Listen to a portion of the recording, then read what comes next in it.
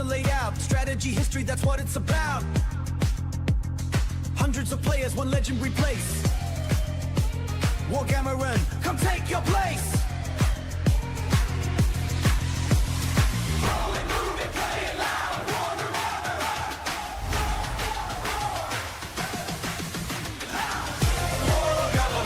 Move your counter and roll the dice.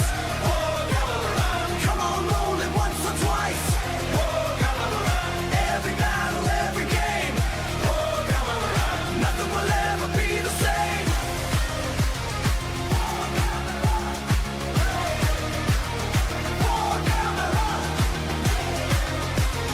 Move your counter and roll the dice. Wargameron'.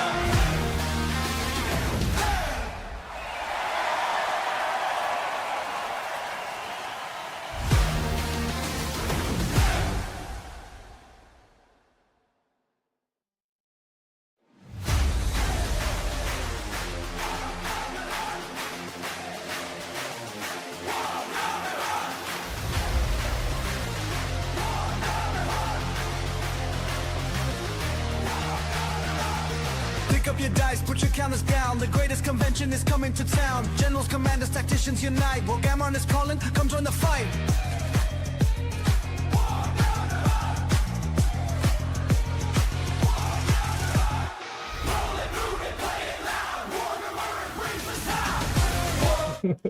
In fact, it comes back to freestyle. Alright guys, so we are live now. So we are on the second day of Wargameron'. It's the main Polish and biggest Polish wargame convention. We are close to Warsaw, and some guys even said that we are the biggest convention in Europe, but I know about the entities, but we want to be the most important biggest convention in Europe. So now we are on the live stream with Yves, who is and Thierry, who is designing the new game, the Northern Strike. Is the little brother of the Red Strike. Yes, correct. Yes. So this is prototype, and we want to introduce you how the game works, how the mechanics works, what is about this game, just overall view of this game. So I will pass to the Yves. Thank you. Hello, everybody. My name is Yves. I'm the designer of Red Strike, the game that has come out a couple of years ago. Thierry is my developer, who is helping me with this game from the start on. Now, as the name suggests, Northern Strike is the sequel or company game to Red Strike, and because it should become a series, the rules are 90% the same. The only changes in the rules are more or less about weather and terrain, but the mechanics are 100% the same.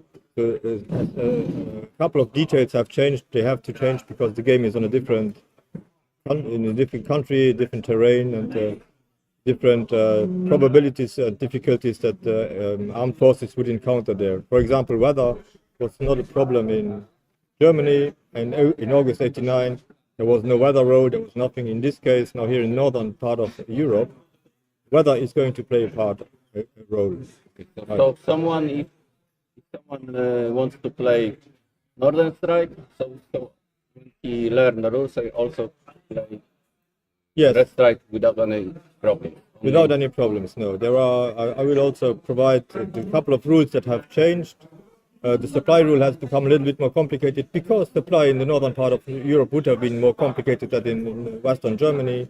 Less roads, more mountains, so that's some difficulties that are more in northern Strike. Let's say scenario-specific rules with some differences. Some differences, yes. But basically the mechanics are staying absolutely the same. So the game, as I said, is playing in northern part of Europe. It's not Cup. It's really not going down very fast. It's not the whole of Scandinavia or the northern countries. Some people were thinking that it was going to be about Denmark, Sweden, and so on. No, it's really just the northern part. You see the polar circle, and it's the northern part of Europe, really. The game is taking part at the same time as Red Strike, so there is also a link between two games that can be done. There is one scenario that you can link up with a scenario in Red Strike, so you could play, if you are crazy enough, you could play both games, one on Red Strike. You want to? Oh, yeah, maybe. So this is this is the polar circle, and the whole game is really north of the northern polar circle. So yes, you can play Red Strike together with Northern Strike. You can play a campaign You game. can join together? Yes, you can play them together. They are not joined by the maps together, but in Red Strike there is a strategic map that is also on the strategic map of Red Strike. This part of Europe is also, so you can make transitions from this part of So the map. the one campaign can influence another campaign? You want to say? Absolutely, absolutely. For example, reinforcements like the 82nd Airborne of the US Army, they can be here or there, not on those places. So you have to make a choice. And it's your choice as NATO player to say, okay, I need them more in the southern part, or in Red Strike, or I need them here in northern. The same, some units from Russia, the same? No, indeed, that's very rare. There are air units that might be only a couple of air units that were in Red Strike that will only be here. So the problem is more, well, not the problem, but the choice is more on NATO side than on the Warsaw Pact. The Warsaw Pact, well, the Soviet Union, indeed, here there are no Pact forces, it's only Soviet Union troops. They were quite far away one from the other, and they were just fixed here. Just like you would never see Norwegian units in Germany. Normally not. Yeah. So back to Northern Strike. So it's the one thing that has changed is the size of the units, which does not make any rules changes, but the size of the units is now more battalion and brigade level, while in Red Strike it was more like regiments, brigades, and divisions. So here there is nearly no division really in one counter. You always have it broken down into battalions or brigades, because simply the terrain would not allow big, huge formations of 20,000 people moving through some terrain. Yeah. That's also part of the changing of the rules. That is that you have, for example, the small roads in Northern Strike don't permit to move everybody through the same hex. When you move through friendly units, for example, even if it's friendly units, you have to pay more movement points, because there will be congestion, there will be some problems to go. Only one road. There is only one road. Here there is the only road that is not highway, just it's an E6. It's called a highway, but I have been there a couple of months ago. It's a normal road. One lane here, one lane there. So it's not a highway where you see 4 or 6 lanes. No, not at all. And it goes through terrain that is really, really hard to go through. There are a lot of tunnels also in this part of Norway. I was not aware of them. Easy to defend and easy to block. Yeah. You don't really blow up tunnels, because then you cannot come back. So you have always to be prepared to make a counterattack. So you blow up you blow up the mountain before the tunnel, which you can move away. Nobody was really planning on blowing up a tunnel, because when you blow up a tunnel, it's done for years. So it would not have been nice. So the size is a little bit different. The game in itself is much more trifibious than Red Strike was already. Red Strike was air, land, and naval combat, which is the same case in Northern Strike, but the emphasis is much more on the naval part, which we discovered while we were playtesting, and we were also enlarging the map, because there is much more naval things going on than we anticipated in the beginning. So Navy is also included? Absolutely, yes. It's a trifibious game. So you have ground war, air war, and the naval units. So Navy is something different than the Red Strike, yeah? No, it's not. It's absolutely the same rules. It's the same, but it's more important. But on the Red Strike also the Navy is also? Yes.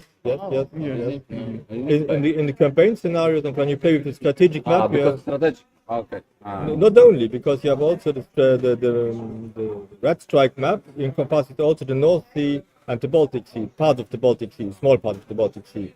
But there, when you play some scenarios that are in the northern part of Germany, you also have already ships running around and U-boats, submarines. Invasion on the Denmark. Polish forces was preparing. Perfectly fine. Yeah, absolutely. That's the plan. That's the plan. I have seen one American guy who was in the Navy, in the US Navy, of course. He was doing that brilliantly. preparing the Polish troops on the ports on the Baltic Sea and then invading Denmark. Oh, just like in the rule book, in the textbook like invasion. Yeah. Yes, that's all possible. And while I was doing research on this game, I had a couple of books, because there are not a ton of books about this. For Red Strike, I had tons and tons of books about the war in Central Europe. For this part of the war, there are only a couple of books, and a couple of books in English, a couple of books in Norwegian, which my Norwegian is not very good. So. This is difficult.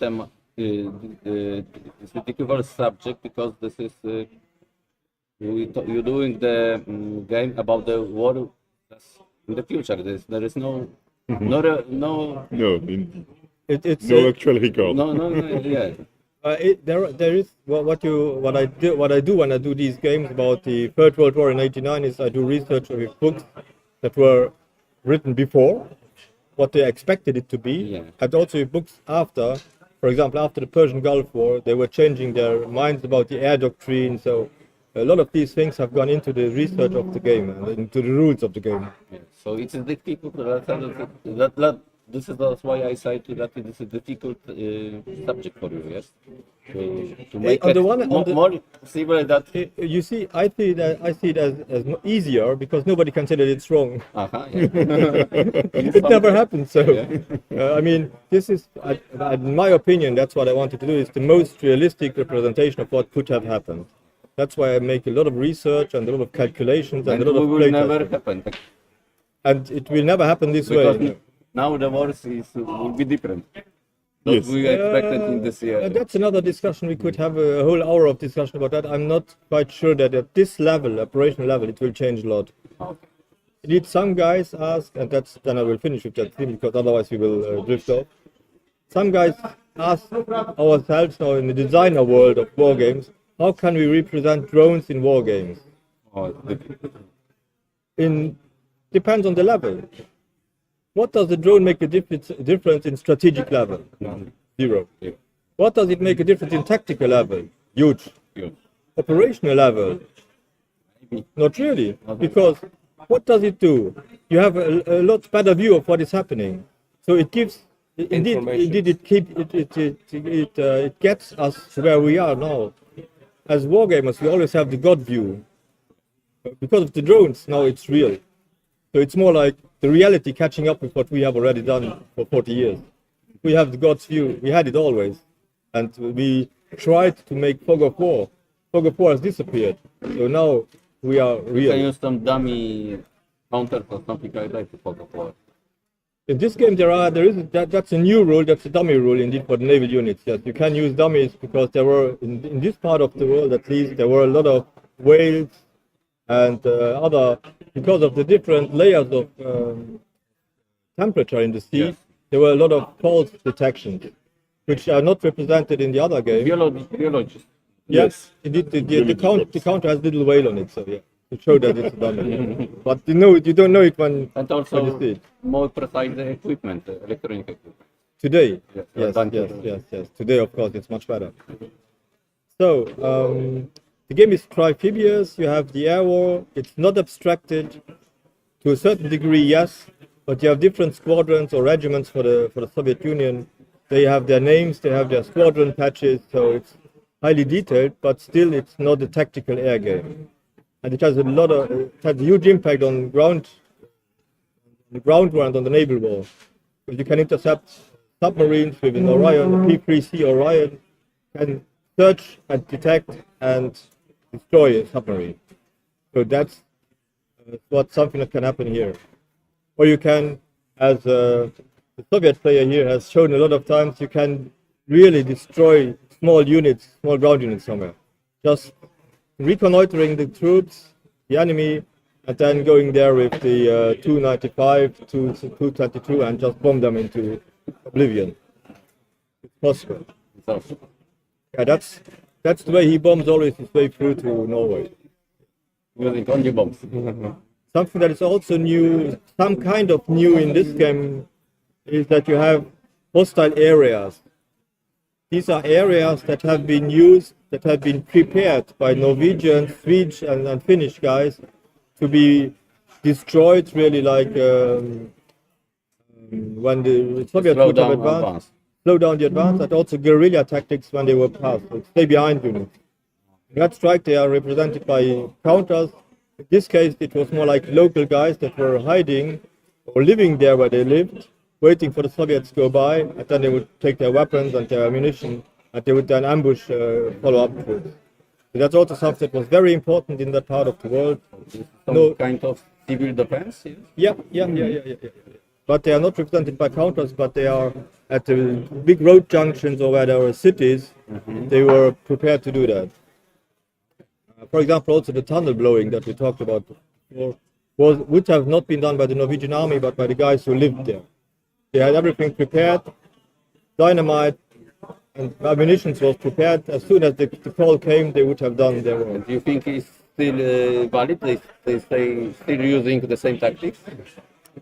What do you think? I can only say about Germany, they have abolished all of that. So in Germany, there were more than 6,000 places that would have been destroyed when the Soviets would have come. But all of them have been abolished. For Norway, I don't know. Maybe some.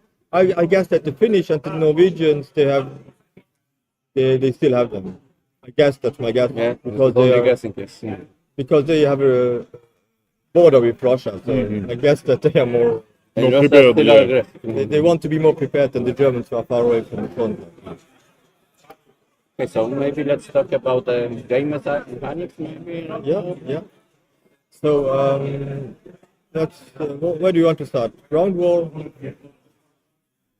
Yeah, well, Which maybe. one is the most important? The most recurring one is probably the air war. Yeah. Yeah. Okay.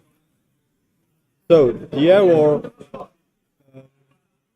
I don't know if you know the games Gulf Strike and Alien Strike, which are the base of this game. So 60-70% of the rules are taken from those games, and that means that the basic system is the same. The air war. So we can continue. So air units are stationed at the air bases, and the air bases are on these places. So this is 3 air bases in the Soviet Union, other 3 air bases. NATO air bases are here. You have also carriers, which are not now here on the table, but are on the other table. So your air units are always stationed at the base, and they are only moving from the base to the map when they are actually flying an air mission. How do you make an air mission? You decide what you want to do. For example, you want to do a strike mission, and you have then to choose a unit that is capable of making a strike mission. So you are just placing orders for the missions. Yes, you are placing the air missions under the order. This is a strike order. You have this air mission who's going to make a strike order. On the airbase display, you show where it is started from. That's just for memorizing, because otherwise, when you come back, you don't know where they were coming from. So that's a memo for you. You put the same marker on the map where the airbase is. And then you declare that you are taking off for an air mission. The air mission itself is undetected because there are no way to know what they are doing. Now the air unit is going to move through the map to the place where they want to do their mission, strike mission. And while they are flying, the enemy can try to detect it. And how do you? Because in this game, what you don't know, what you have not detected, you cannot fight. And for the moment, so they are flying very low around here, they are not detectable. So the ground units and the air units have the capabilities to detect it. Yes, Detect it, as soon as they fly over a ground unit, they may be detected. It's not automatically, they may be detected. It's a die roll on the table that I will show you right away. So the best possibility for NATO to detect this air mission is by AWACS. We have, of course, early warning AWACS. Airplanes, they are patrolling around here. Why they are patrolling around here? Because here they can be defended. Otherwise, if they are here, they can see further, but they will be shot down because they are not defended. So these air units have a certain number of ranges, axes they can. Okay, so the AWACS, the AWACS has a range of detection of 20 hexes. The range is up to 20 hexes you can see from there to detect air units.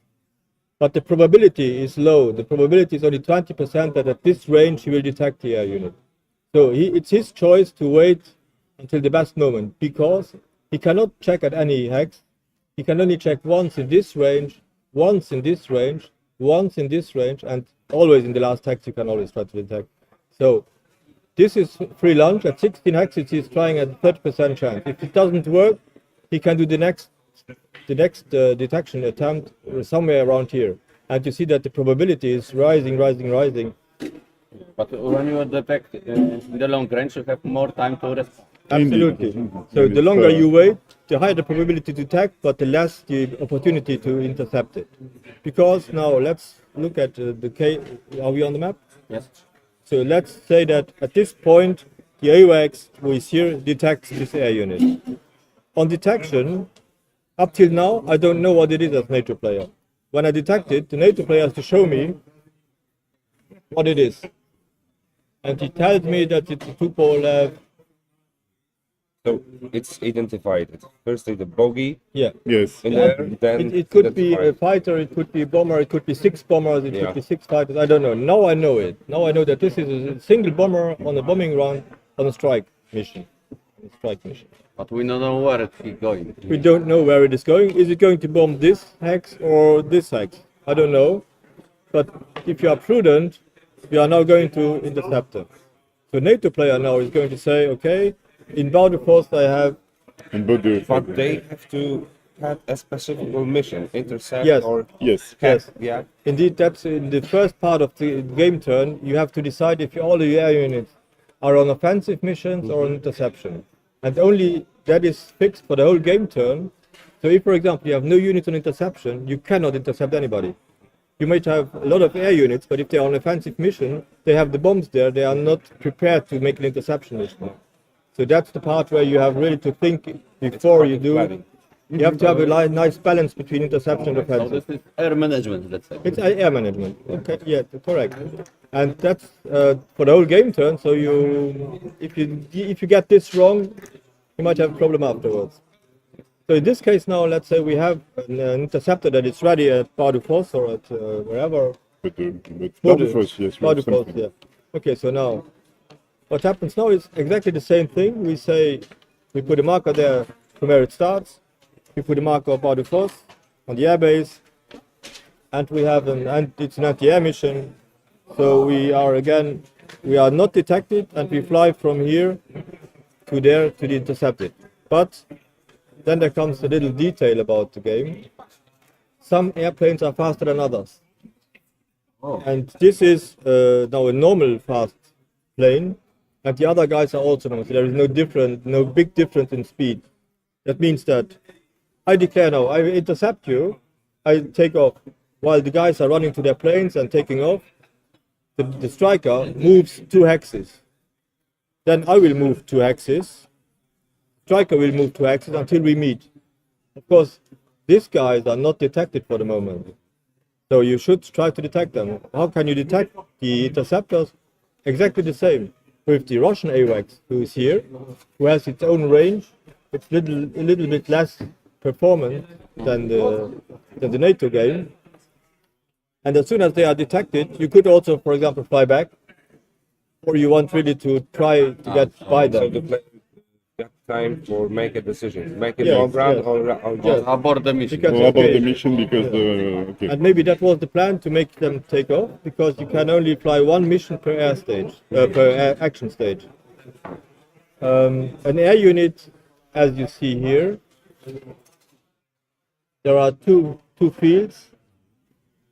That's an action stage and that's an action stage. The game turn has 3 action stages. So NATO, for example, they are better prepared, better trained, better ground troops. So they may do one. So every air unit may make 1 air mission in each action stage. So if the plan was now to say that we wanted to lure the interceptor to take off, it has happened. The Soviet player returns home, the NATO player turns back, but it's done for this action stage. in the next phase, he will send his good bomber, and he will know that at least More that, bombers. or more bombers. At least he knows that this guy is not going to take up, cannot intercept him anymore. This action stage. So it's a cat and mouse play sometimes. It's bluffing. And now here we had one bomber on the strike mission, which happens really rarely. Normally you are allowed to make up to 6 air units in a mission, and normally a strike package would have like 4 bombers and 2 escorts. Bomber and the cover, yeah. And the cover. And the cover, correct. yeah. And in this case, for example, now the cover would have been maybe two fighters. Then they would have gone through because they detected that it's only 1 interceptor. So 1 interceptor against 2 escorts, normally you get through. Good. One more point about the air units. The air units are all different. So it's all historically based on historical data. So for example, this bomber, when you turn him, you have all the info that you need to know what it can do. You have these different letters on the bottom, which signify what he can do. The B stands for bombing. This unit has no capability to make conventional bombing. In comparison, This unit has a low bombing value. It's 2. The higher the number, the better it is. And then we have an anti-air AA. It's anti-air value against enemy air units. Well, this guy has no whatsoever short range or long range anti-air value. But the other guy here, he has is a very good one. It's 7. It's a MiG-29, I guess, or Sukhoi 27. So it's a brilliant fighter at that time. And not only that, he has a dogfight. So in the same hex, he would have an anti-air rating of 7. And he rolls against that number. And in this game, except for one, all the tables are good when you roll low. The lower you roll, the better it is. So for example, he has a rating of 7. And what comes more, he has the missiles he has, the medium or long range anti-air missiles is the R-27, and it goes up to a range of 3 hexes. So he could shoot at 3 hexes range, which of course means that he can shoot before the other guys may return fire. So it is better. Always shoot first. Not always, but sometimes, most of the time. And how does that work? You have the R-27 shoots at 3 hexes. That's the information that you know when you are on the map. And then you take one of these tables, and this table is for the air naval targets. So if this air unit would try to shoot at the where is it? Let's fight this out. So this air unit fights against this air unit. He has 7, and he shoots at 3 hexes. As you see, the Harrier has no way to shoot at long distance. So in this case, it's clear that you want to shoot him first. Then you take this table. You see the R-27.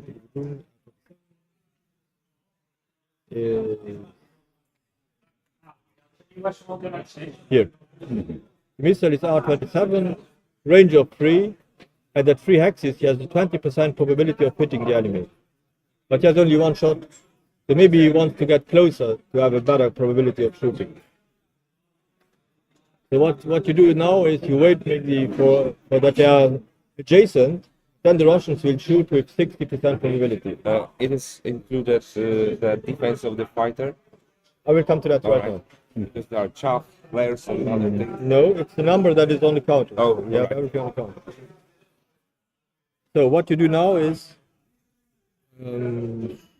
for the die roll, where I do it In the middle. here. Yeah. Okay. So as we have said, the Russians can shoot first because they can shoot at 1 hex range. At 1 hex range, we have seen it to 60% probability of hitting. We roll a die and we want to roll We low. want to fix in the. For once, I have a good roll. Yeah. So now we see it's 3. The probability was 6. 6 minus 3 is 3. But then we have this little chart where we look up 3 less. We have this little chart. You subtract your die roll from the combat value. The die roll was 3, combat value was 6. 6 So minus 3 is 3 less. 3. That's 3 less than the die roll, than the combat value. And then you look up here, what is the number of hits it has, the probability of hits. This is 2 hits but it's not yet over because now we have the defense role. And the defender, in this case the Harrier, he has an ECM value of 5. That's the black number in the yellow box. It's an attack value of 6, sorry, for the Sukhoi, and we have a defense value of 5. Now we roll against the 5. We have to roll again low. So 1. It's a 1. And we have the ECM value is 5, minus 1 is 4. That means that we move this marker 4 spaces to the left. There are no hits. So evasive maneuvers, electronic jamming, whatever. So no hit on this case. It's very well. It's very simple. And the beauty of the system is that all the necessary information is on the counter. Yeah. No. You are not shuffling the deck. No. Except for the probability of the missile shots, you don't need any table. Okay, so now the next move would be they are in the same hex, then we have the dogfight that's coming. Now, this unit has a dogfight value of 7, this is a dogfight value of 3, and it's exactly the same as we did before. In this case, both units have been detected before they were entering the hex. That's also an important part of the air war. You might be surprised by the other, you might be ambushed by the other. So it's important to detect the units before they enter the same hex. Now in this specific case, as the Russians, they were detected, otherwise you would not have been able to intercept them. And the Russians used their missiles, so they are automatically detected because they are in range of the area. So in this case, both units are detected, they know each other that they are there, then the combat will be simultaneous. We will roll the attack and the defense on the same basis. Let's do this. 7 is combat value of the Russians. They roll a 6, so it's 1 less. It's 1 hit eventually. The ECM value is 5, 3, 2 to the left. Yes. Again, the Harrier escapes any hit. Now the Harrier shoots back. He has a combat value of 3, 7. It's a miss. He missed. So that's it. That was the combat. That's good. And when you get the hang of that, it's What's very. with the ZZs? Sorry, What's with the ZZs? what is it? ZZ at the end. I was proofreading his map earlier. Yeah, I know. And now your map maker fucked up. He fucked up. No, your map maker. Yeah, I know. But thank you. Yep. Yes. Yeah, I have now some guys that are really happy to help on proofreading the maps because the names are not very easy for us to write them in the right way. So normally the map should have no errors in the end. But as you see, he told me about correction and I gave it back, but yeah, shit happens. So that was about the air war. Detection is important. The combat is very easy. If there are more units, well, then you have a little bit more rolls because there are more combats. And what about the bombing round? If the bombers are succeeded, what the procedure to bomb? Okay, so now let's. Basically the same system. You have a bombing value on the counter. In this example, it's a 2. And when you enter the X of the target, you have to Choose the target or just Yeah, no, It will depend. you have to design the target. In a target, there may be multiple things. There might be an installation, there might be a ground unit, there might be a naval unit. So you have to say who you are going to attack, and then the combat starts. How do you say to put the marker somewhere? You just say it. If you are in a hex, over a hex, and you say, okay, now I'm going to. you are just choosing the target. Yeah. You say, okay, this is my target, and then the combat will happen. And it's the same thing. You have, for example, you have The bombing value of 2, You are over and the you roll a target. die. You have to. It's a miss. But let's imagine you would have rolled a 1, would be 1 better than the 2 it roll. So you use the same device. But on the bottom, right? So 1 less means Top is air to air and Yes. air to ground.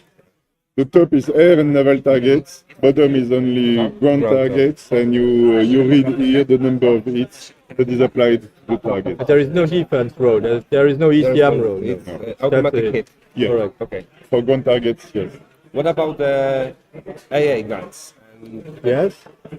There are units that have, What's the role of air defense? yes. in the- So ground units may have anti-air defense, and installations may have anti-air defense. And it's written on the counters again. So they have generic value of the air defense. Let's imagine this is the target. The air defense value is shown on the counter as well. It's a 2 in this case. And the system is the You have same. this rolling left Rolling down, less than. And then let's imagine that we roll a 1, so it's 1 less again. Then the plane has the ability to defend itself with its ECM roll. Yeah. So the AA roll will bring the counter to the right. The ECM roll will put it back to the left. It's quite easy. The primal rule are the same. Yeah. Exactly. How the kit represent on the air units? It's flip or just No. remove? You have this kind of counters, kind of marker, and this is a one hit applied to the unit. It's important to say as well that the number of hits will degrade the efficiency of the plane. Let's imagine this plane has a bombing value of 2. If it takes 1 hit, the bombing value will be lowered to 1. So Minus you are 1 is 1. deducting this Yes. level of the damage from the specification of the. And the counter may take a number of hits that is shown by the white number on the black background here. So if we reach a number of hits of 3, Three times. then the squadron is definitely eliminated from the game. Perfect. Yes. Yes. One more thing that is important to know when you enter a unit of a ground, active ground unit. You have 3 different situations that can be there.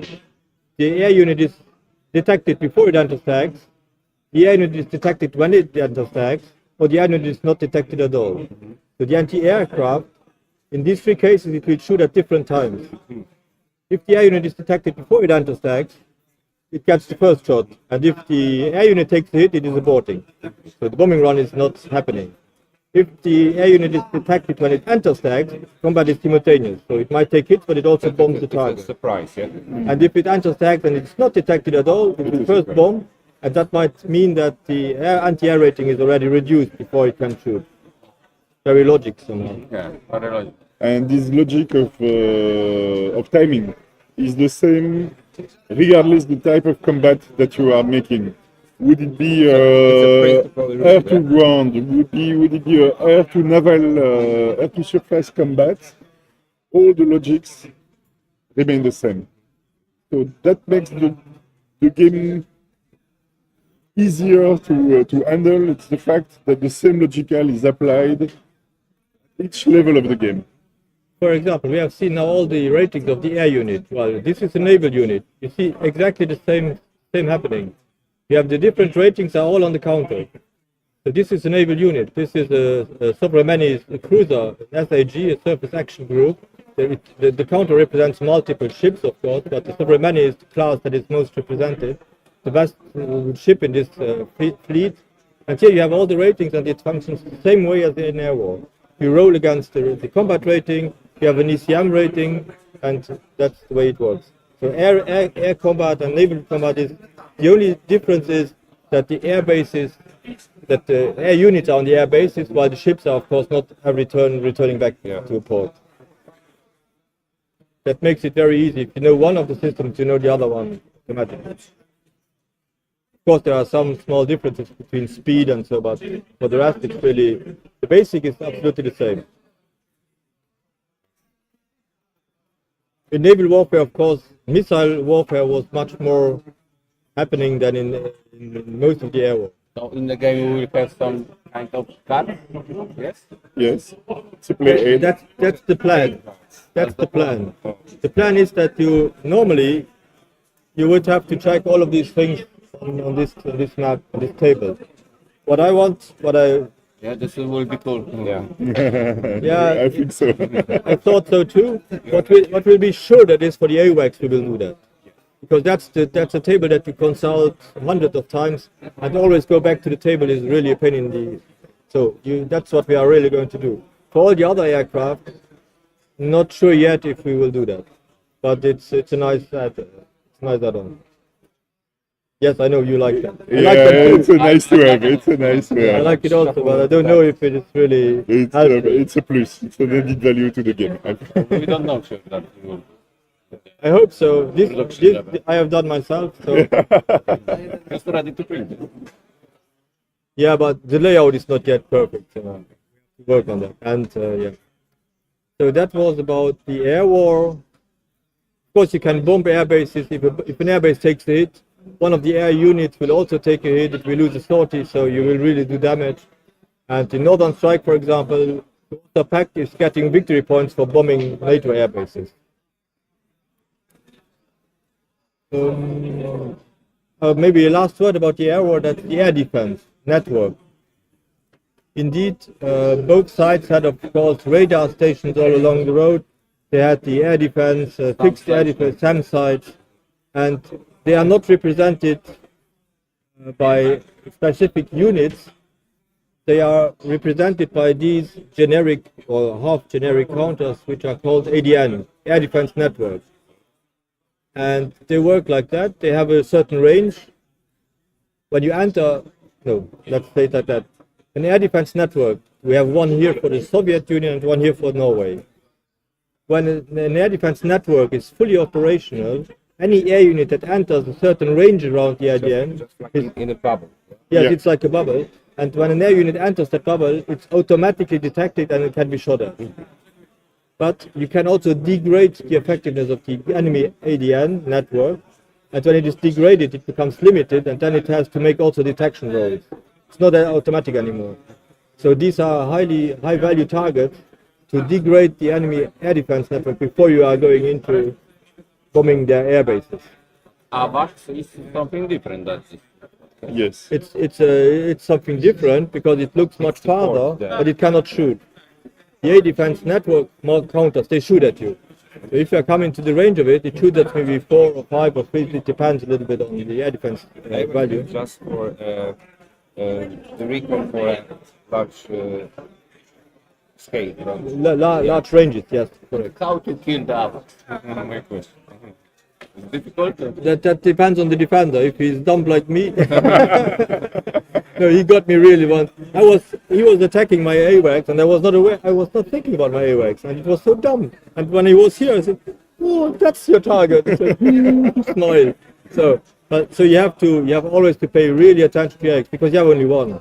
Only one. If it's down, you are really grilled for the rest of the game. You are really in trouble.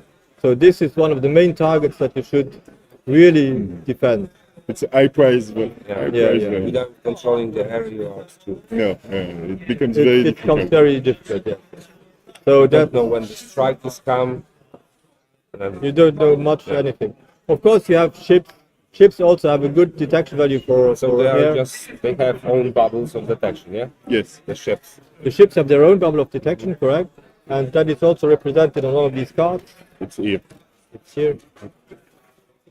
So, depending on the type of ship or naval unit, you have surface action groups, or you have anti-submarine warfare groups, or you have anti-air warfare groups. And they all have different capabilities of detecting submarines, ships, or air. And that's the bubble that we talked about. So a ship that is here has also its own detection bubble. So when you lose your AWACS, you still have possibility to position your ships a way In that the points. certain Yeah. points to have some kind of new ADN network here. Yeah. And that would be then what you have to do.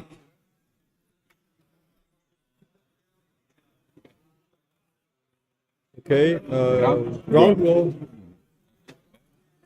So ground war is much more, I think, like it's more traditional. Are you seeing this? Yes. Okay. So we have the traditional ratings.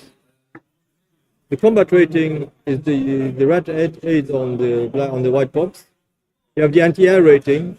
Anti-air is always in the blue box. In naval, wherever you are on the game, in the blue box, that's all. It means also it's anti-air. And you have the movement rating on the right bottom. That's very classic. We have only one combat rating for defense and for attack. There's no difference. we have then here the nation. It's represented by the flag of that nation. This is the Brigade Northen, and it's a brigade, as you can see by the little X above the NATO counter. And it's from the 6th Division. The color band at on the top of the counter is always about the formation it is attached to, which is important for supply, combat support, and reserve capability. So let's make it like these guys would fight each other. That's a nice example. The helicopter units, they can be on an air base, or they can be attached to a unit of their own formation. The black band, so they can be attached to this unit. Then the unit is becoming its forward operating base, FOB. So this helicopter unit is indeed working together. I will put it aside just to show it. So now this Russian regiment, it's a motorized regiment. MRR means motorized rifle regiment. They are attacking this Norwegian Arctic infantry unit. Arctic infantry because they have better movement capabilities in the whole of this mountainous terrain. The combat value of the Soviet is 7 against 8. They have an anti-aircraft value of 1 and they have movement capability of 8. For the combat now, the movement capability is not playing. We don't care about anti-aircraft for the moment, but we have a ground command. Now in the game turn, you have a movement phase for the initiative player, a movement phase for the reaction player, and the ground combat. Air combat, naval combat happens in the movement phases when they are moving. The ground combat is only happening in the ground combat phase. So now we are in the ground combat phase and both are fighting each other. Then we have Take terrain. what do I put it as? Ok, on va le mettre là. So to make it easier, it's a step-by-step procedure. The first thing we do is we check if they are in supply. Both units are in supply in this case. Then we check about the tactical withdrawal. You may, as defender, always try to make a tactical withdrawal, so give terrain to win time. In the tactical withdrawal, you roll a die. On a certain probability, you may withdraw or you may not. If you withdraw, well, you go back 1 or 2 axes, and the other guys advance. Simple. This is only for the slowdown. Yeah. It's when you want to. In this case, now it's a fair battle, so you don't want to maybe withdraw, maybe. But if you are really overwhelmed, then you might consider to retreat instead of fighting. Then we will have the combat formations, which is a very specific type of decision you have to take. Both sides secretly now decide what is their combat formation they will take. There are 3 possible. You have advanced to contact, you have hasty, or you have deliberate. Both sides decide secretly what they are going to do. That's why on the back there is a question mark. So for example, the attacker now says, I want to make a deliberate attack, but the defender does not know that. And the defender says, I am flexible, I don't want to spend supply on this, I am going to do advanced to contact. Simultaneously we are discovering what the guys are doing. That's this part, combat formations. And now as you see on the counters already, it's marked also how much it costs. This costs 2 supply points per regiment that is in the attack. 1 regiment, 2 supply points, so we deduct 2 supply points on the supply point level. If you don't have any more supply, you can't do this. NATO player decided to make an advance to contact. There is zero cost, but it's also 0 effect. He does not gain any benefit from doing this, but he does not spend either.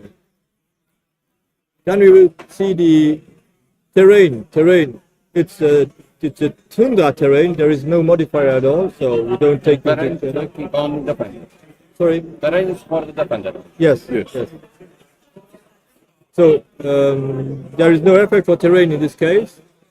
Then we have the initial combat ratio. As you can see, CS by 3 means the combat strength is multiplied by 3. So instead of 7, this becomes a 21. 21 to 8, that's 3 to 1. In this game, everything from 0.5 on is up rounded up.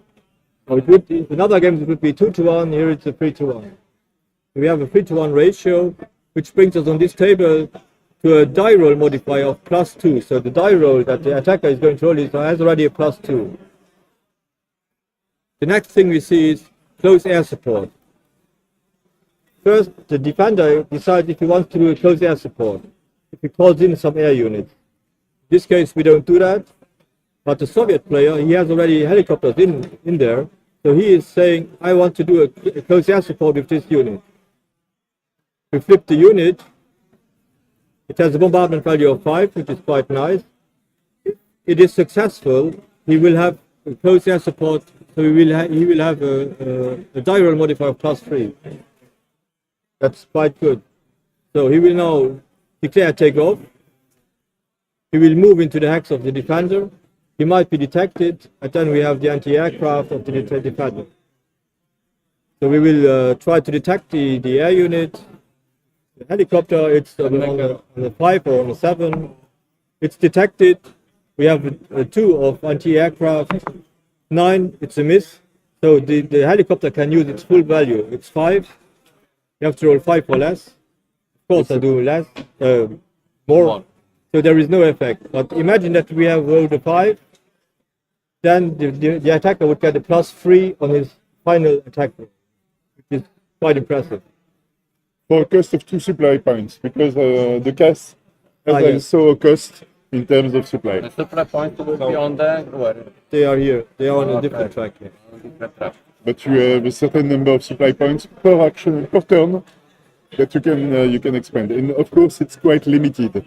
So Yeah. that will drive your So you are choices. limited of the supply.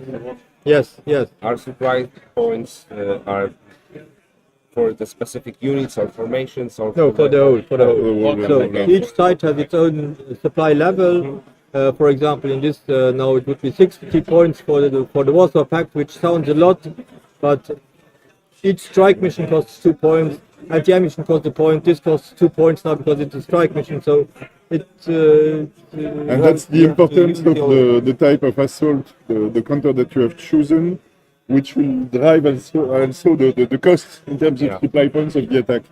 Of course, it's very cool to have a ×3 factor on What is the your number combat. for the campaign? Soviet play points. This is a campaign game, so it's 60 points in the first game turns. In the first 5 game turns, it's 60. Afterwards, it's 30 and less. So it really means that the Soviets have to push in the beginning, which would have been normal. I mean, real. So the supply points are for the turn, yeah? Yes. Yes. So you've got 60 for first turn, 60 for... Second turn, correct. You that- can roll forward a part of your. And they are automatically replenished after the turn. You get automatically again the number 60, but you cannot hoard them. At the end of the game turn, you will lose 2/3 of the one that you have saved. So it's better to use them than to save them. Can you somehow strike supply?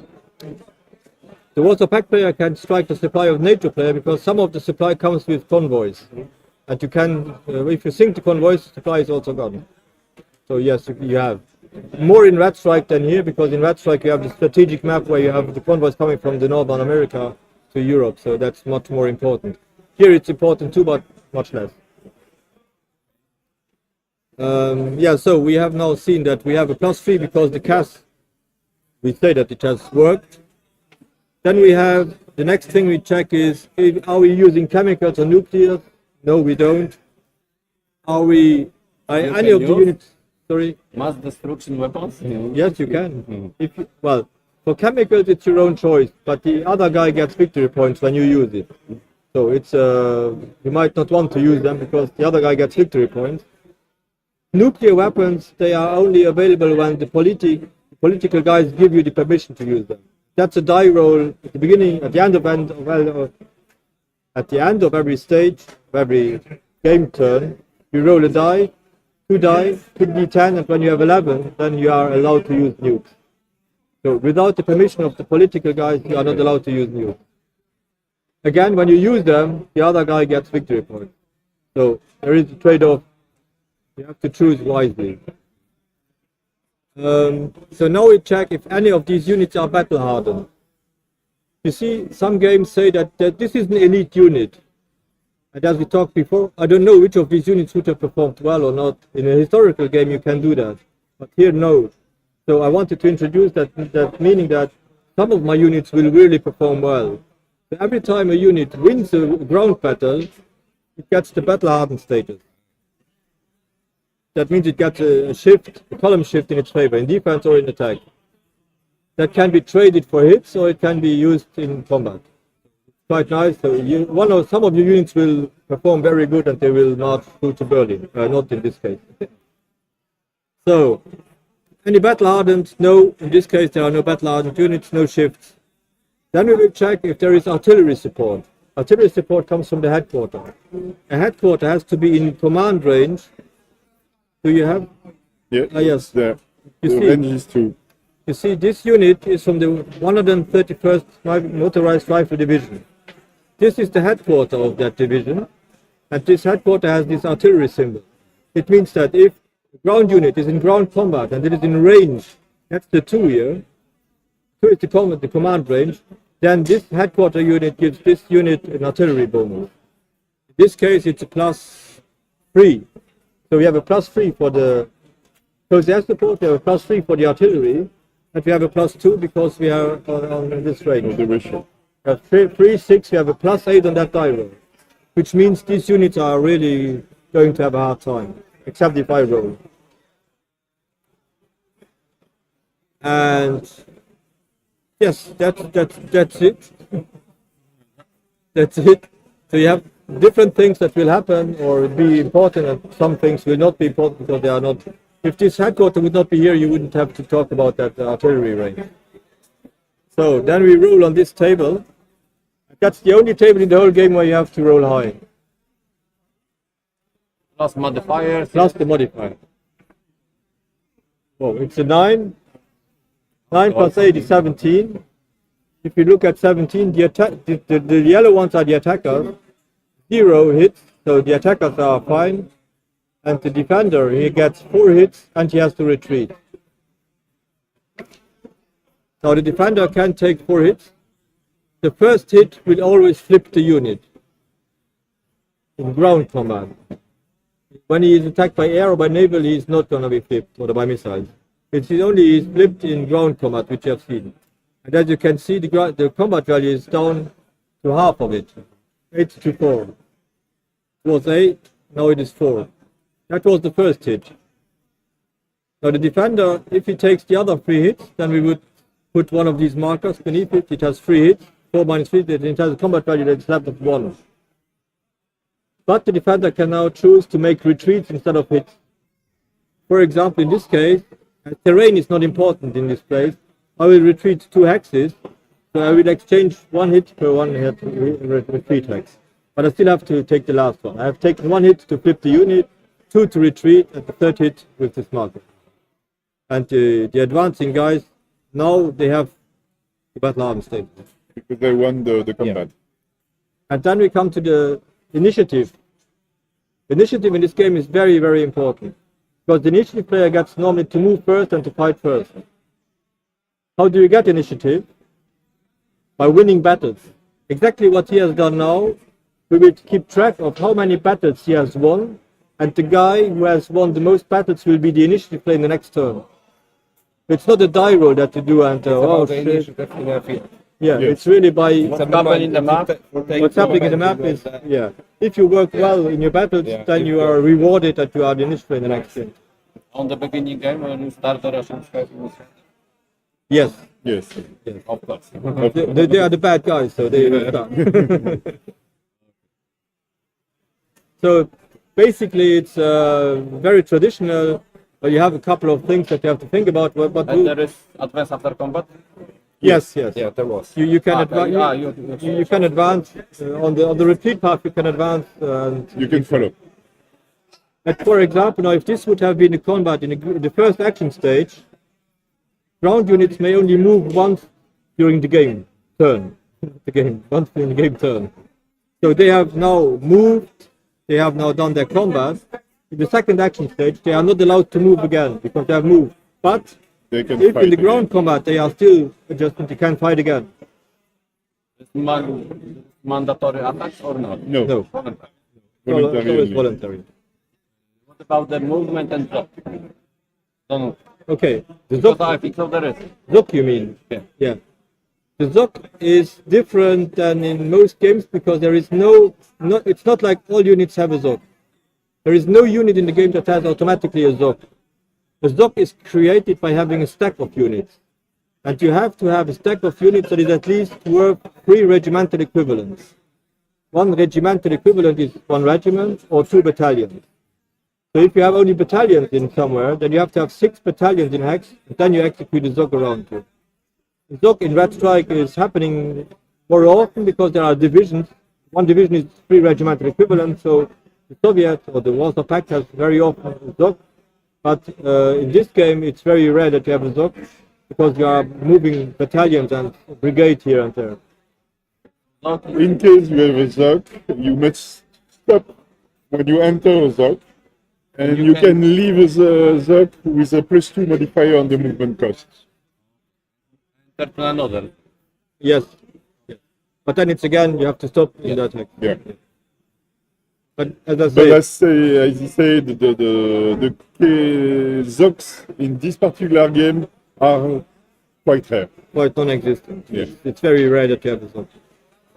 More difficult terrain. Yeah. Yes. Yeah. The terrain is more a problem than the Zok. Yeah. For example, that was one thing I talked yesterday to another guy. He knows Gulf Strike very well, and in Gulf Strike and in A-Gain Strike, which I like even more than Gulf Strike, the Zok is a pain in the ass. Because Zok depends on the kind of your unit, the kind of terrain, and the kind of hex size. It might be fluid, blocking, or something else, I don't remember. It's hugely complicated, and I've never played that game really well with all of that Zok rules, because of the Zok rules. Forget even. So that when I made this game, I said, I don't want to do that. I don't want to have it.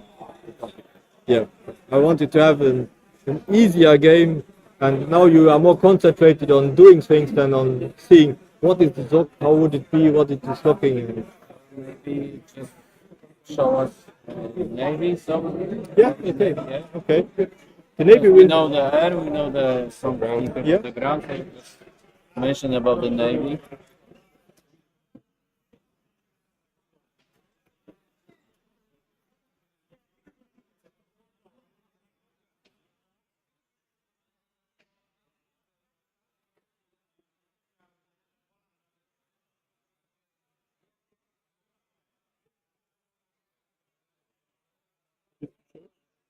Je cherche un truc que je vais pas facilement pouvoir remettre après.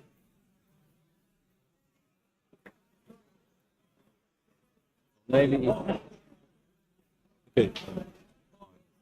All of these guys were here, so we know that they were there.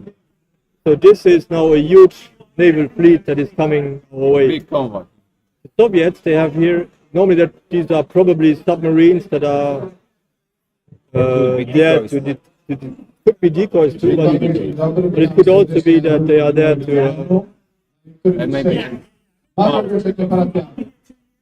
Jeżeli szukacie swoich stołów, nie ma numeru na którym szukacie, Men only want one thing, and it's not money, it's not power, it's not love.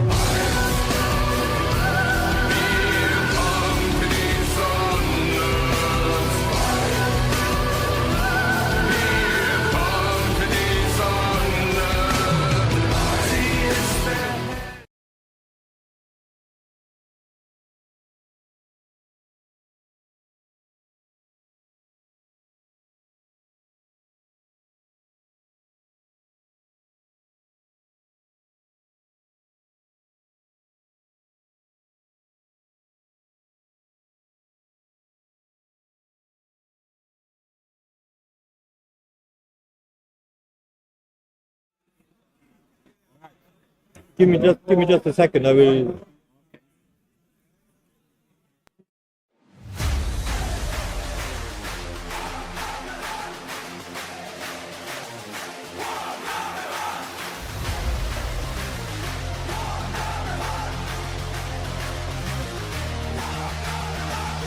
Pick up your dice, put your counters down. The greatest convention is coming to town. Men only want one thing, and it's not money, it's not power, it's not love.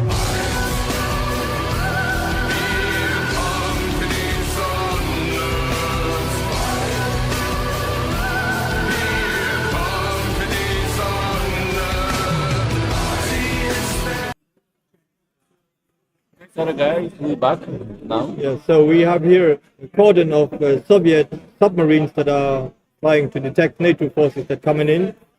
And in this case, now we will see that there is an undetected naval force coming in, and these are submarines, so they are not easily detectable. It's only at a hex range of 2 hexes that Soviet submarines can detect these guys. So we move around here. Technically, we cannot do anything against them, and they cannot do anything against us because nobody knows that the other is there. Now we are in range. We are going to try to detect each other. Then we have these little helpers.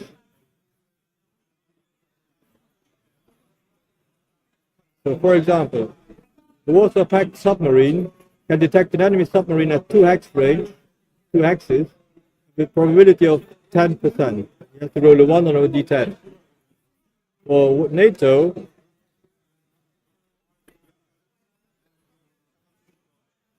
at that range it's the same probability. If they get closer, it gets better for NATO. So the Russians now and NATO tries to detect each other.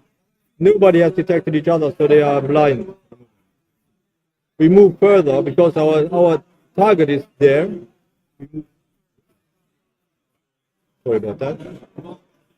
Now it's 1 hex. 1 hex range, but it's in the same range, so we are not allowed to do something. We cannot detect again. So we could now sweep. We could now Sweep through the. flip through the cordon. But for the sake of this example, we will enter the hex because we want to find them. We really want to find them there. Now in the same hex again, both sides can try to detect. And the Soviets are not detecting the NATO submarine, but NATO detects the Soviet submarine, which means this is kind of an ambush. So they are detected, they are cruising around there, they don't know that they have been detected, and these 2 NATO submarines, now they are going to shoot at him. Now, how they are going to shoot at him, it's just like as we have seen in the air war. We flip the unit, they have an SS value, a subsurface value, 7 and of 7. So both units now strike with combat factor of 7 against this 7 or less. The first one, Okay. that's me back there. The second one is the 9. That's me. So let's say that this has happened because we used our weapons in the same hex. Now these guys, they know the NATO is there. NATO is there. So now they are going to shoot back. They have a value of 6. Do you want to roll for the Soviets? 6. Yeah. So 6.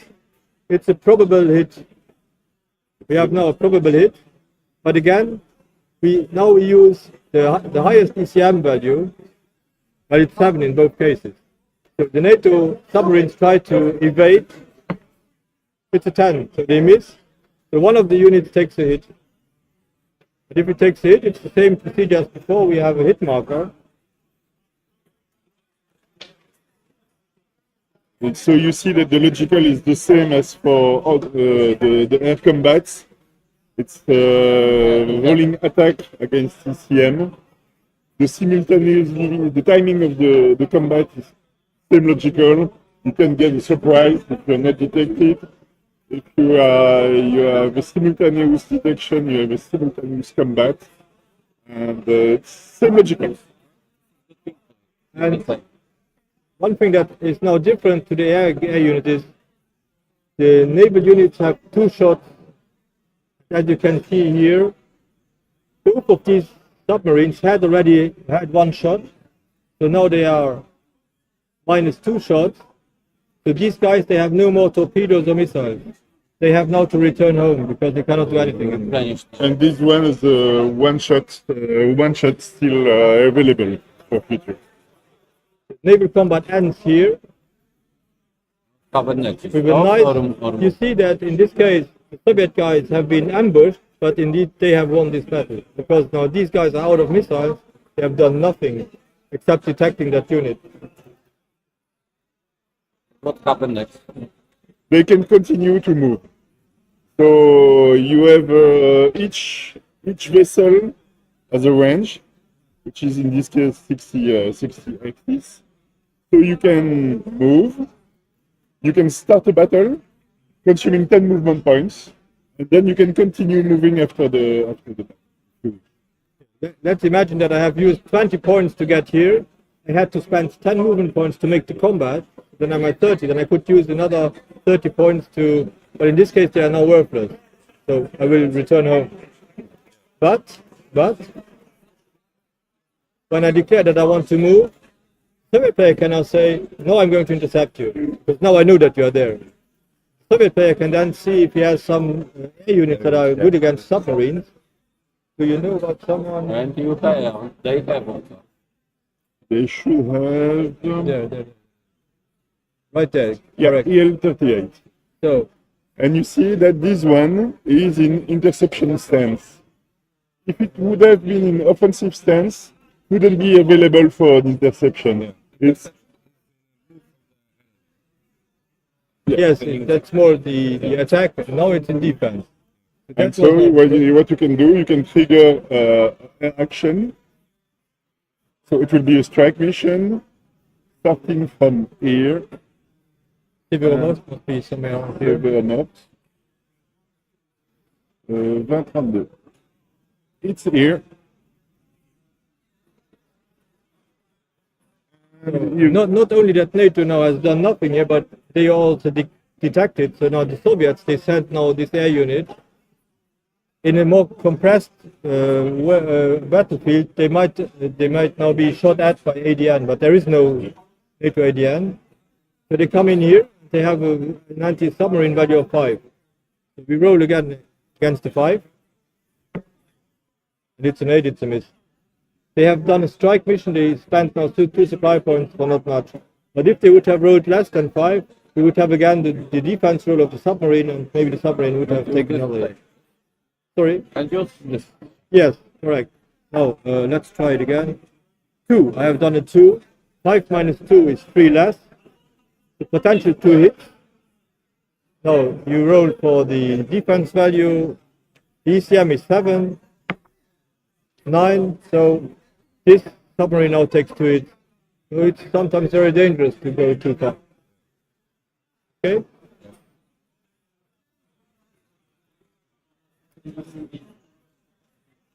So, There is also, I think so, amphibious landing. Yeah. Yes. I wanted to show This us. is part of strategy of invading Norway to just pass by the defense. It's one of the tools that is available to the Russians, and we, generally in the playtesting games that we do, we use it often, quite often. You have also the ability to perform paradrops.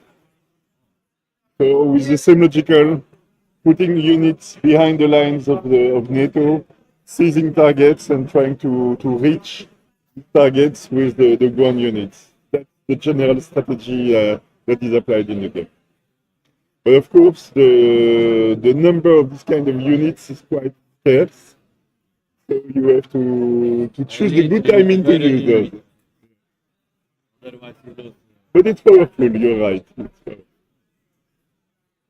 So now another thing that could happen is we have now this unit. It's the U.S. anti-air warfare strike group. The class of naval ships is Ticonderoga, and this Ticonderoga, for example, they have also Tomahawks, which are, the real name is BGM 109, and we are going to use them now.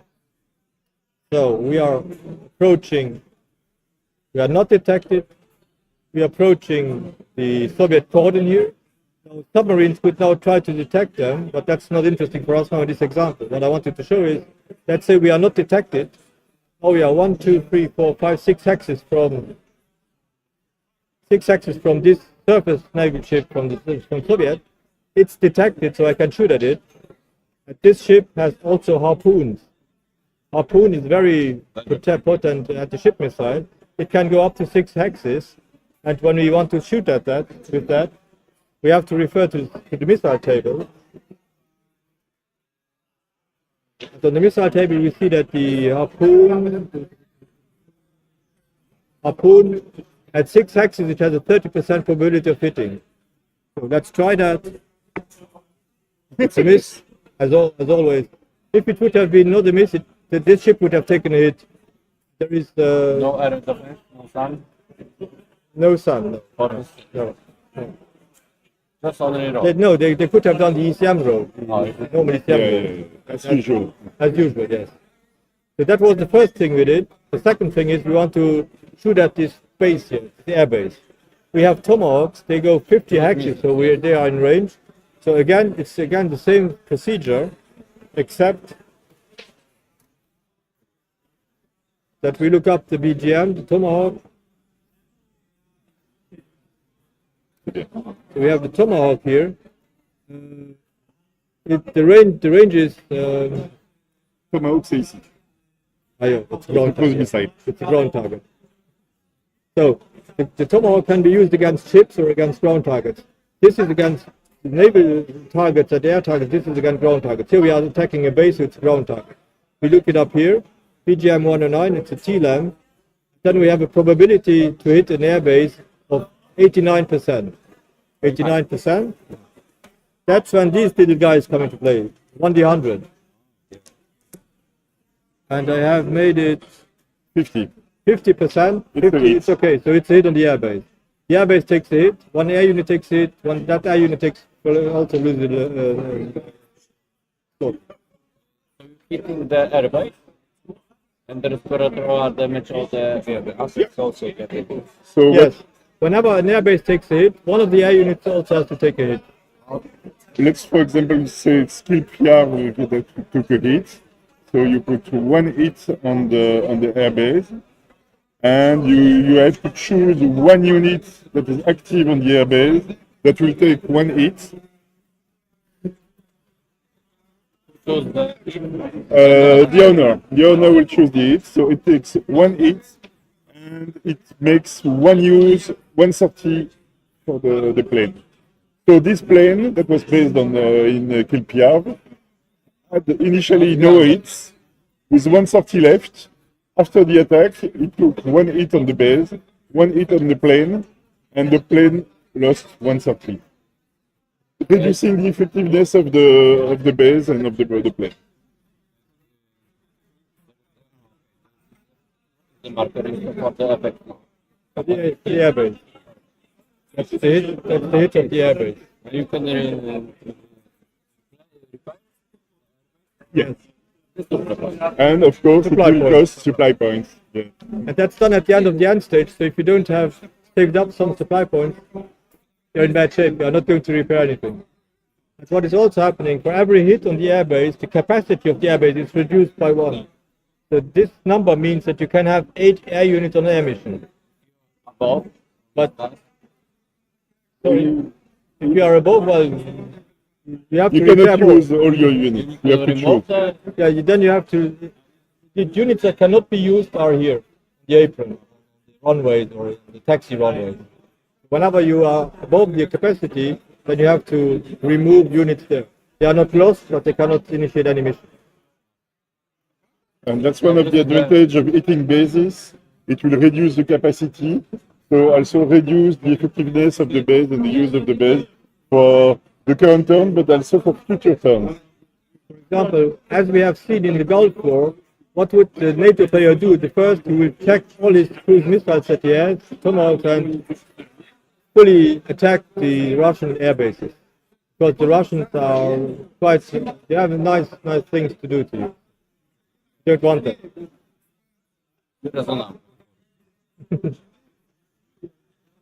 So, And these are the main. How was the turn sequence? turn sequence. Okay.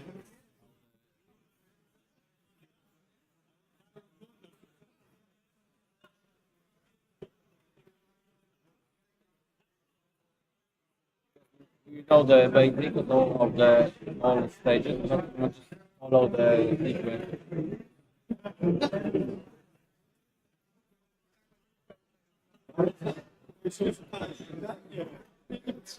Prends-le, c'est pas grave. Enlève les pions.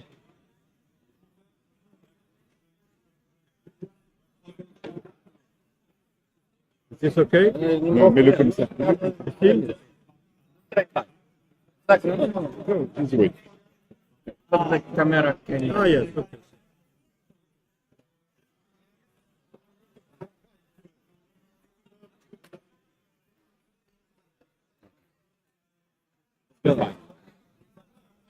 Here you see the game turn, the whole of the game turn. This is the game turn marker. Classic.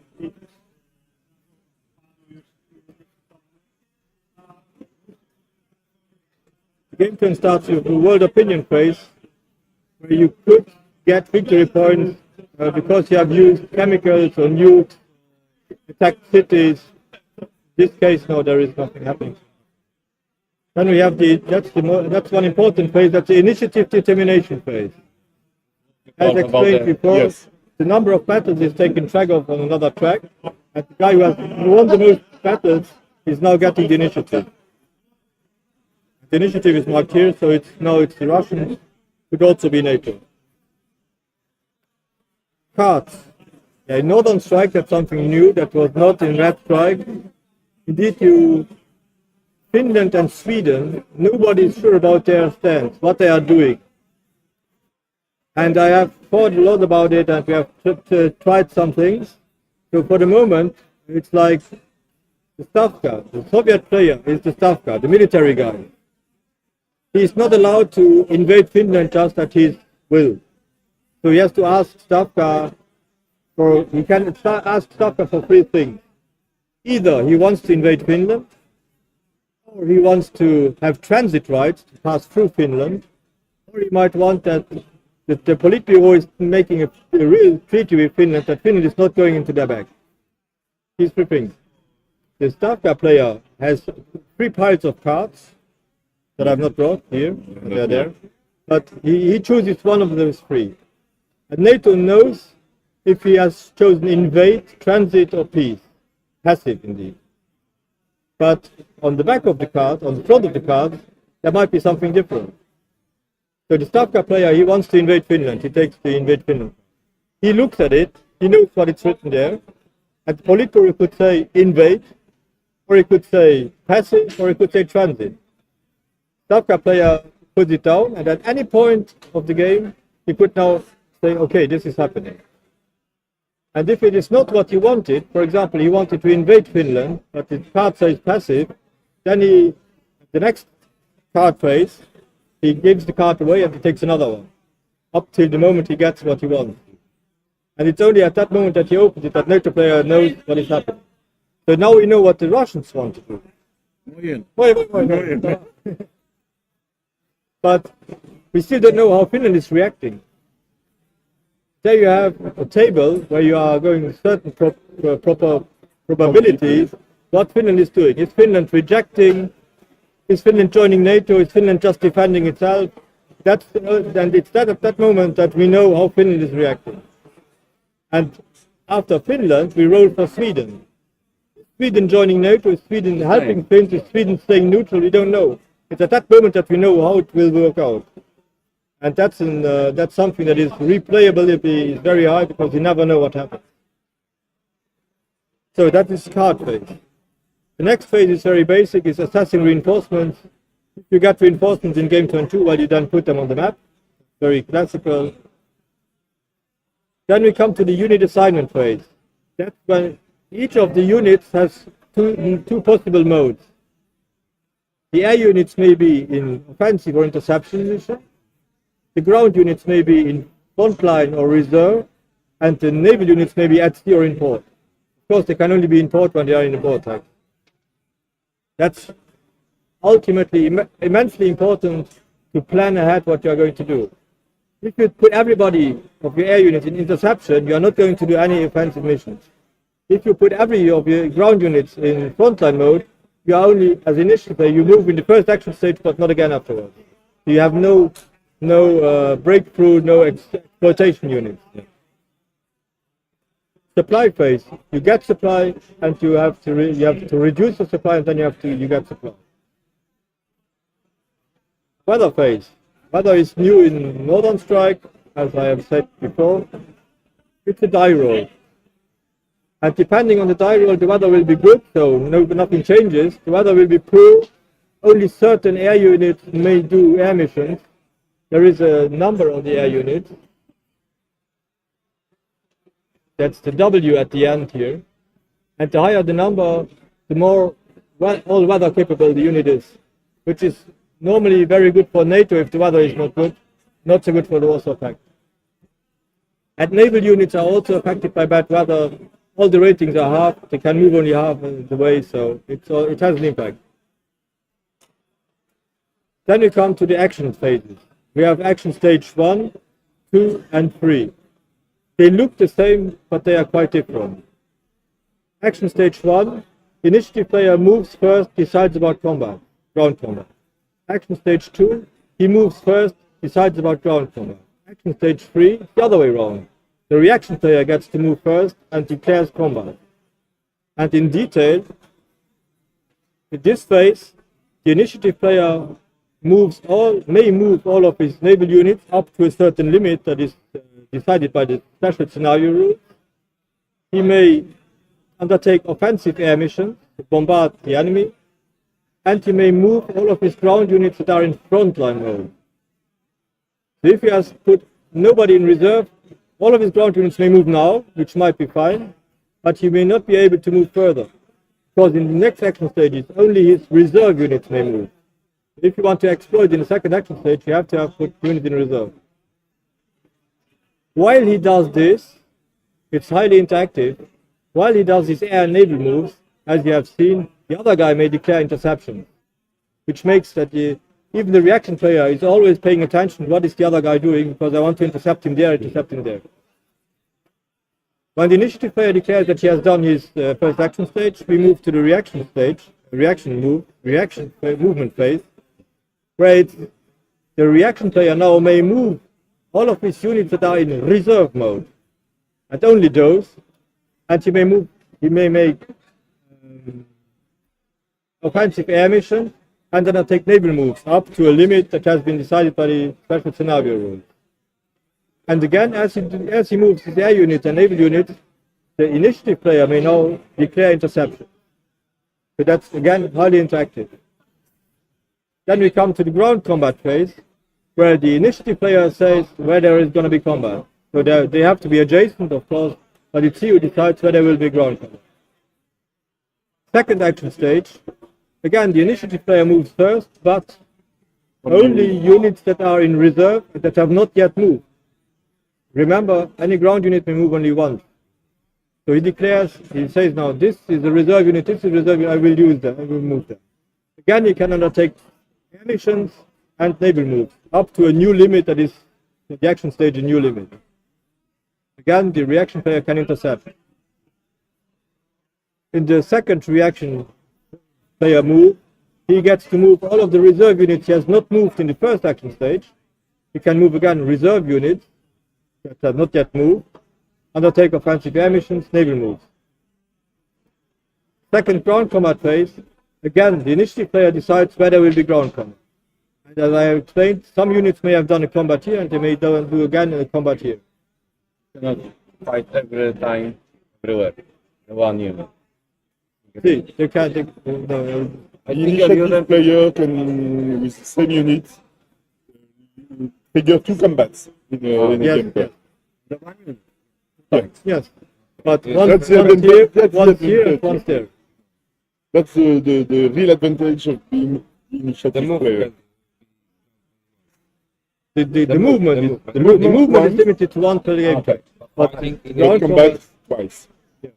So if you have good reserve units, if you have good combat, then you are opening up a way to the reserve units to pass. For instance, first attack, when we initiate player, the first attack you can just probe attack, and then you can pull us out. Yes. For instance. For our example here, you remember that this was the first action stage we battled this. This unit has now only 1 point left, so these guys now could attack again, and now they have a large difference, so they will move. They have opened up the way in one. So you can achieve a breakthrough, and that's also the advantage of having two action stages that are back to back. It's the fact that the attacker, the guy with the initiative, can move reserve units, filling the gap it has opened during the first action stage. What they want. It's very potential for the exploit and Russians. breakthrough. Especially in Red Strike, where you can create gaps in the units during the first action stage and then fill the gap, push in the gap with the exploitation units during the second action. But of course, you need to plan it. Because from the early part of the game turn, you had to put some units in reserve to reserve them for the second action stage and to take Or the third one. everything is a question of planning in this game. You could have two fights to open up the gap, and then in the third action stage, you move your reserve units through it. You don't have reserve, you have problem. How is it marked on the map, or which one is on the reserve? And There is a special There is a counter. mark. There is a reserve mark. enemy is seeing which one is the reserve, so you can prepare for what's Yeah, going yeah, on. but normally the reserves are behind the line, so Yeah. you could prepare for that. Yes, you can, of course. If you see that Soviet player has reserve units, you might, as well as NATO player, attack these guys to avoid the exploitation of the Soviet player. So you use these counters, and when the reserve has been used, you just yes, you put it on the move. So you don't risk to So move you it. know at each and every time you know what is the status of which unit. And when there is no counter on your unit, that means it is frontline mode. Yeah. So now we come to the third action stage, and it's called reaction player counter offensive. Because now it's the reaction player who gets to move first, and now he can move all of his units that have not yet moved. Frontline, reserve, whatever. Every unit that he has not yet moved may move now. That's why it's called counter offensive. Now he's going to try to fill the gaps and maybe counterattack somewhere. And then it's the reaction player who has the second phase, the initiative player, who can use now the reserves that he has not yet moved. So you may have used reserves here, but you may have some more to exploit even more. And then in the third combat phase, it's the reaction player who decides whether it will be combat. That's why it's called counter-offensive, because now he can choose. So you have the initiative player can attack twice, the defending player once. And then the game turn is over, and we have to say, all of this, one game turn is 48 hours. And you have to keep in mind, sometimes people say, but it's not normal that I can do this and that and that. You have to keep in mind that all of this is happening more or less in real time, and even if we play it sequentially, in reality it would have happened together. If I move my unit here, and afterwards I do this, well, they would have moved at the same time. Not like real life. Yeah, we have to sequence the different movements and attacks. Sometimes there come up questions about this, and if you keep in mind, it's 48 hours, everything happens at once, and if I make one air mission, for example, it's not one air mission, it's a whole vague of air missions over the course of 48 hours. So this squadron got as mission to bomb this target, and they did it in a number of waves over 48 hours. And if I intercept them, it's not two interceptors that kept them. That was one squadron that was there to intercept any incoming. And over the course of 48 hours, they had all of this. We have only one battle, but in reality, it may be 10 or 15 air battles. They are reduced to one battle in this game. Then we come to the end stage, which is more or less administrative. So we check if the game ends because of victory points. We repair units, we repair air bases, we repair ports. Basically, that's it what we do here. And we are taking out the whole market. Yes. The most important thing here is units that are detected and they are out of range of the detection unit, they are undetected again. Oh. Yeah. Detection degrade. So, for example, this unit has been detected during the combat, but now nobody can see it, so it becomes undetected again. And for submarines, they can even be undetected again when they are close to somebody else, so they can go deep. You roll against your ECM value, and then they might disappear again from radar screen. How many tours in the campaign in the plan? 15. I have never seen anybody go to 15. But generally, you can play 2 game turns in one day. We can do 2 game turns in one afternoon. Yesterday we played with a newbie who had never played the game, and we were able to achieve with him 2 full game turns in one day. In one day, yes. We are experienced, so we can do 2 We games. can be a little bit faster. But, The point is that from game turn 5 on, supply is getting so low that you are not doing much with air units. You use your ground units, yes, but sparsely. So if you have reached a certain point where it becomes a stalemate. And I have seen Red Strike, for example. I have never seen a campaign going further than 7. Because at that point, supply is dropping so fast that normally you see where you are and there's not much going to happen after that. But I took 15 game turns, so that's a month-long game, if you want. Okay, so generally this track is for the airbase, yeah? Yep. Main map. This is for the third track, yeah? This is the third track, yeah. Then we have this tracking of, in the game there are also special forces, amphibious transport, air reconnaissance. But this is optional or just No, it's not optional. No, you need to use. It's not optional, but it's in the advanced rules. So if you play the standard rules, there are no special forces. So all Yeah. this is what I Yeah. No, they are not. not standard and advanced rule. No, in standard you don't have special forces, for example. But it's not very complicated either. no, it's quite simple. Hierarchy is also very easy. Bringing a lot of fun as well, so interesting to be added to the game. For example, we had these bombers that were striking a ground unit. Remember? And it had a bombing value of 2, which is nearly nothing. So if now the player had declared an air reconnaissance before, he would have done the air reconnaissance. That's really just saying, I want to air recce this hex. We move down his available air recce Special marker. No, air recce. Air recce. So we move down that one space. He has used it up. We will roll a die. If it is successful, that hex gets a recon marker. And then we roll for casualties. Maybe the air recce has taken a casualty. If it's taken a casualty, it's out for the game. If it has not taken a casualty, it's back again in the next game turn. And the hex that we have reconned, the bombardment value of any bombarding unit is doubled. It would not have been 2 but 4. Sometimes you have bombardment value of 9. Doubled is 18. So you have three hits, 2 or 3 hits in one bombing run. The air recce is very powerful. That's why it is also very limited. You have 3 or 4, maybe 5 or 6 per game. But it's a game changer. At the right moment, it can be a game changer. If you spend it on something that is not important, your choice. And that is kept track here. It's mainly that. It's special forces, air recce, amphibious transport, and rail transport, which is always limited per RE, one number. What is the purpose of using special forces? Special forces can do 2 things. They can do raids, so they can damage ADN, air defense network installations. They could also do harm. Airfields as well. Airfields, they can do damage to airfields. They can do damage to ground units, which is the least good thing to do. The best is airfields and ADN installations. And they can also do recon missions. You have the air recce and you have the special forces that are going to. And again, it's really, I mean, all of these counters, it's a toolbox. It's a gigantic toolbox. If you don't know what the units can do, then it's going to be quite hard. But you will learn by doing. You have all the numbers on the counters.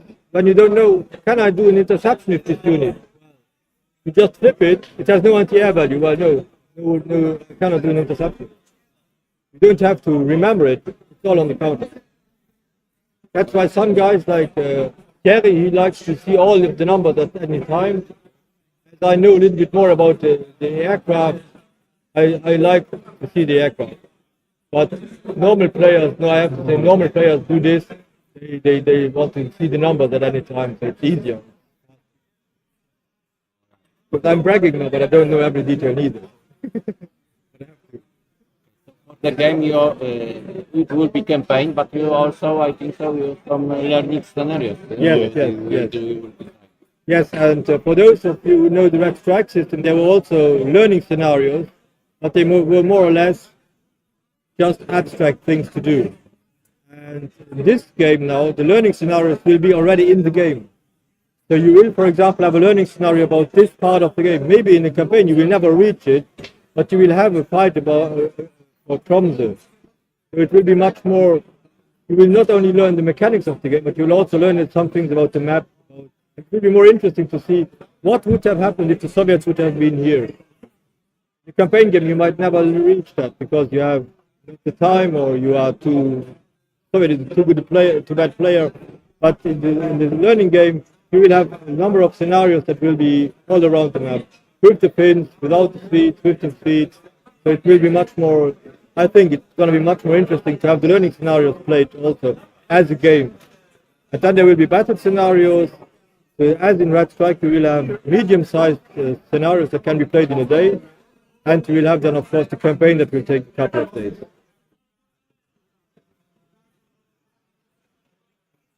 Any question? No?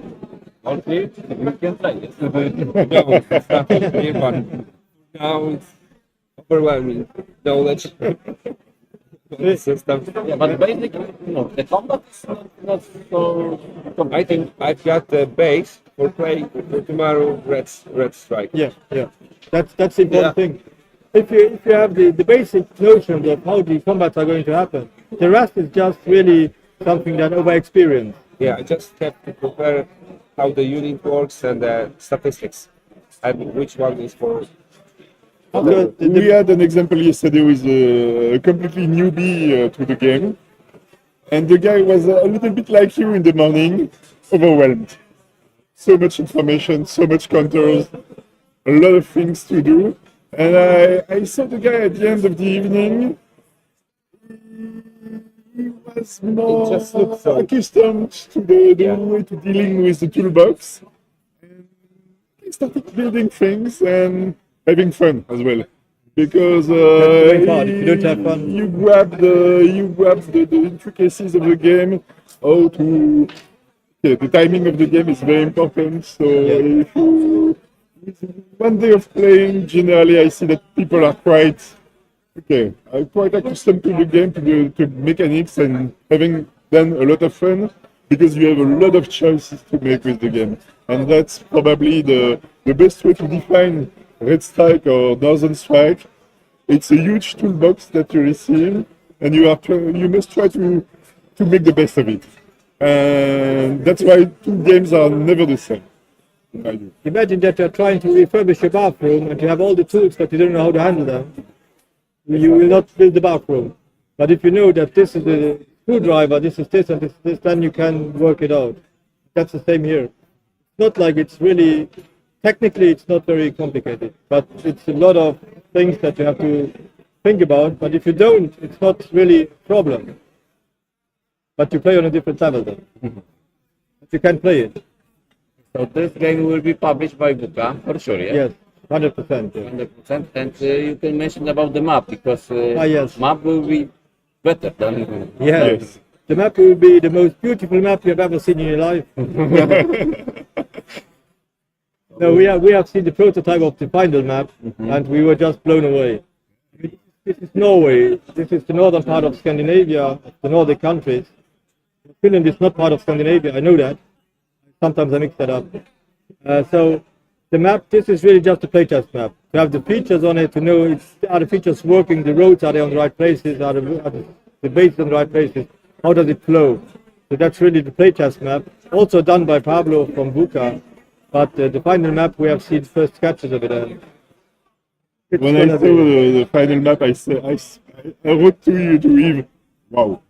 It's going to be really, really nice. And do you know the date about the publish or not yet? No, I have said so many dates over the last 3 years. Oh. But I think we are really ending now. We are really nearing the end. This year or next year? Do you think this year? I think this year. I think we can do it this year. We have to do some more. We have campaigns going on at home where we play face to face. And we have introduced 2 new things, not 2 new rules, but defense values on air bases, for example, that were not there before. We have to check a little bit if that's not too much constraint for the Soviet player. To assess the impact of factor. And we have one rule that I took out in the beginning, and we are going to put it back again. It's a rule from Red Stripe. It's already known in Red Stripe. It has done its due diligence. So I guess that if Buka is working on it as I would like to, then we will see that it will be published this year, end of the year, not now in 2 months. Probably December could be done. I hope that I can present it at the next convention in Luxembourg, that we will have the box. One next convention in Wargammer. Next year we will be back, I guess. I think we are so overwhelmed by the fantastic venue. It's such a great place. I have seen a lot of them over the last couple of years, and I must say I'm very impressed about this. It's really, really nice. It's in the middle of nowhere, but it's perfect. It's just great. Restaurant is great. Rooms are good. The place here is And the great. place is wonderful. Yes, extremely professional. And yeah, nice guys all around. So it's perfect. I am really happy that we have been invited, and would like to thank the guys who organized this. We have A lot of work to organize, but it's happened. you have an app. You have these counters that are hanging all yeah. around the room. So It's great. it's really beautiful. No, congratulations. It's So I think I'm happy to see the game, to see the whole overview. Tomorrow it's your turn to play. So we can end our live stream. You can play after that. So I'm happy to see the game. And thank you all our viewers. We're with you, but I think so the more we'll see after this early morning. So after the session, some guys will see. No worries. I'm always happy to talk about it and show it. And thanks for having us, giving me the opportunity Okay, to thank show. you for presentation. Thank you. Thank you. have a good day. Thank you. And you so bye. Bye bye.